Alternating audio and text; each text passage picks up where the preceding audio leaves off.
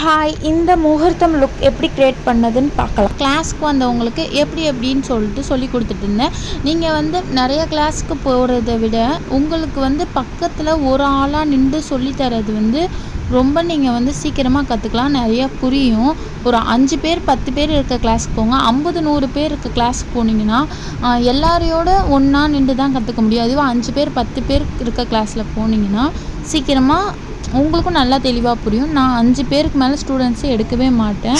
ஏன்னா அவங்களுக்கு தெளிவாக புரியாதுன்றனால 5 பேராக தான் சொல்லிக் கொடுப்பேன். இப்போ இவங்க கற்றுக்குறவங்க மண்டே மட்டும்தான் வருவாங்க.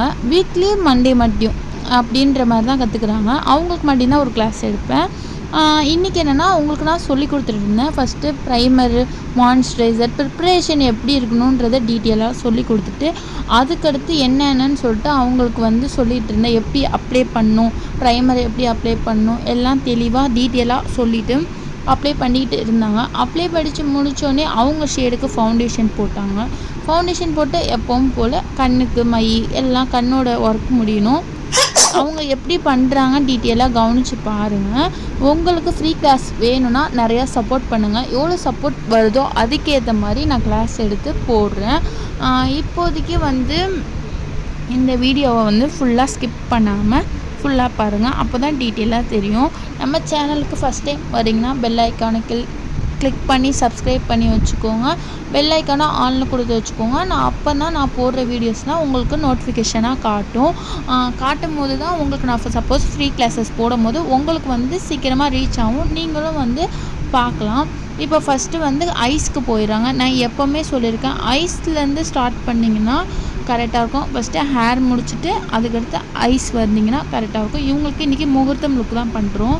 முகூர்த்தம் லுக் பண்ணும்போது ஹேர் ஸ்டைல் எப்பவும் போல தான் இருக்கும். அதை நான் வீடியோவாக எடுக்கலை. அதுக்கடுத்து உங்களுக்கு அடுத்தடுத்தது எப்படின்றத ஐஸ்க்கு சொல்லிகிட்டு இருந்தேன். எங்கெங்கே என்னென்ன கலர்ஸ் வரும் என்னென்ன அப்படின்னு சொல்லிட்டு இந்த ஸ்டூடெண்ட்டை பற்றி சொல்லணும். ரொம்ப சீக்கிரமாக எல்லாமே புரிஞ்சுட்டு ரொம்ப நல்லா கற்றுக்கிட்டாங்க. ரொம்ப எப்படி சொல்கிறது, ரொம்ப ஆர்வமாக இருந்தாங்க. எவ்வளோ ஆர்வம் இருக்கோ அவ்வளோ சீக்கிரம் கற்றுக்கலாம் அப்படின்ற மாதிரி இவங்களுக்கு இதாக இருந்தது, எனக்கு புரிஞ்சுது. அதுக்கடுத்து இல்லை எனக்கு ஸ்டூடெண்ட்ஸ்லேயே நிறைய பேர் லேட் ஆக்குவாங்க. இவங்க எப்படி சொல்கிறது, டெய்லி வரும்போதே லேட் ஆக்குவாங்க. இவங்க எல்லாமே டக்கு டக்குன்னு கற்றுக்கிட்டாங்க. ஒரு ஐஸ் நான் பண்ணி காட்டினேன். அதே மாதிரி பக்கத்தில் ஒரு ஐஸ் அவங்க பண்ணாங்க. இது ரொம்ப ஹெவி லுக்லாம் வேணாம், நான் மாடலாகவே இருந்தாலுமே நான் அவங்கக்கிட்ட கேட்டுட்டு தான் இது பண்ணுவேன். எப்படி வேணும்னு, ஹெவி லுக் வேணான்னாங்க.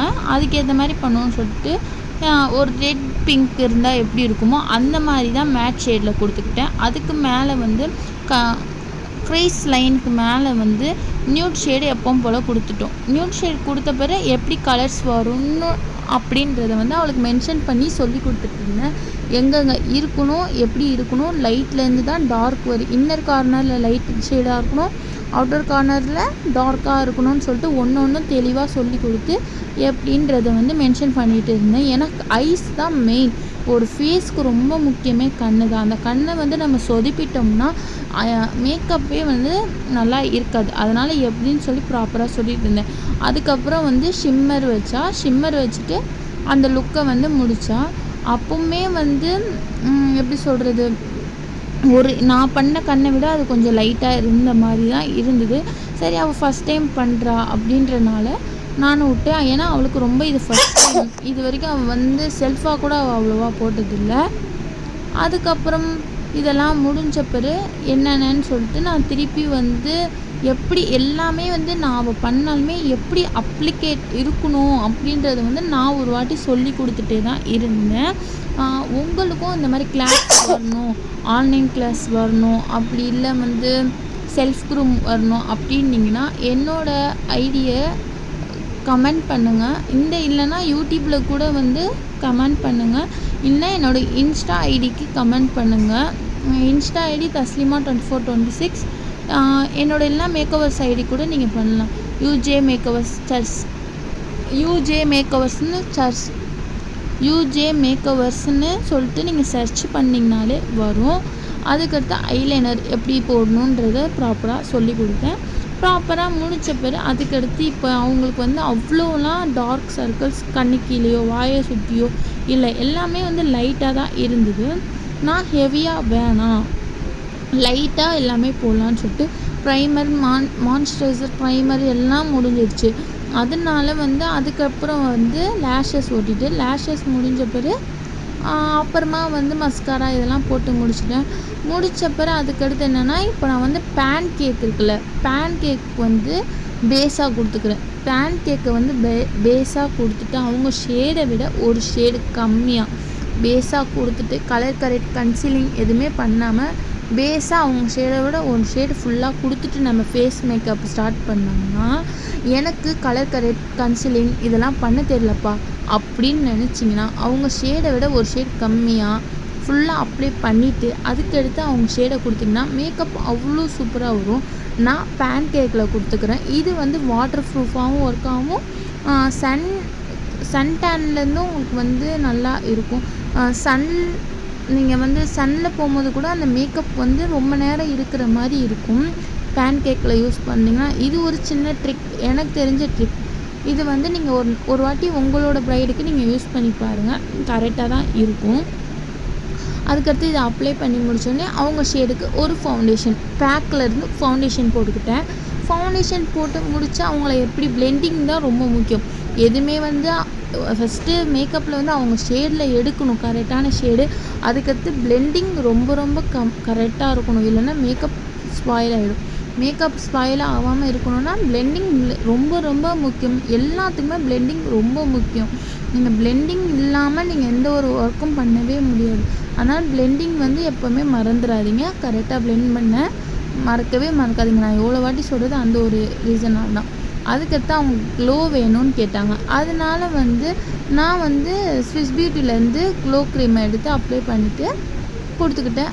கொடுத்தோடனே பாருங்கள் ஃபேஸ் நல்லா ஹைலைட்டாக க்ளோவாக ஃப்ளாலெஸ் லுக்காக காட்டுது. உங்களுக்கு நல்லா பார்த்தீங்கன்னா தெரியும், ஃபஸ்ட்டு இருந்ததுக்கு இப்போ இருக்கிறதுக்கும் இந்த கேமராவில் தெரியுதா என்னன்றது தெரில.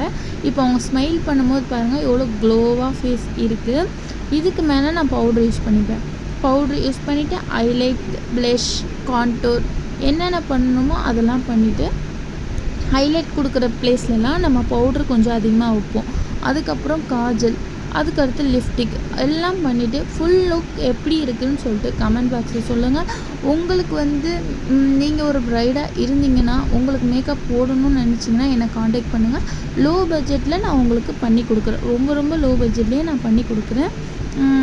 நெக்ஸ்ட் ஆர்டரில் நம்ம வந்து உங்களுக்கு பிடிச்சிருந்தா நெக்ஸ்ட் ஆர்டருக்கு வந்து எனக்கு நான் கேட்குற ப்ரைஸ் கொடுங்க. ட்ரையல் மேக்கப்பும் இருக்குது, நீங்கள் அதுக்கு கொஞ்சம் முன்னாடியே புக் பண்ணால் நல்லாயிருக்கும். நாளைக்கு வச்சுட்டு இன்றைக்கி பண்ணிடாதீங்க, ஒரு 2 வாரத்துக்கு முன்னாடி புக் பண்ணுற மாதிரி பாருங்கள். உங்களுக்கு லோ பட்ஜெட், ரொம்ப ரொம்ப லோ பட்ஜெட்லேயே நான் பண்ணி கொடுக்குறேன். அதுக்கடுத்து ஃபுல் லுக் பண்ணிட்டோம், முடிச்சாச்சு. முடிச்ச பிறகு ப்ளஷ் கொடுக்குறது, ஹைலைட் கொடுக்குறதுலாம் வீடியோ எடுக்கலை, ஏன்னா ஸ்டோரேஜ் இல்லாதனால எடுக்க முடியல. நான் லோடிங்கில் இருக்கும் எடுத்துக்கிட்டு தான் வீடியோ இருக்குதுன்னு நினச்சேன், ஆனால் இல்லை. அதனால தான் சொல்லிட்டு அந்த வீடியோலாம் போட முடியல. அதுக்கடுத்து அவங்களுக்கு வந்து செட்டு ஆரம் எல்லாம் போட்டு கடைசி லுக் இதுதான் ஃபைனல் லுக். எப்படி இருந்தாங்கன்னு சொல்லிட்டு சொல்லுங்கள்.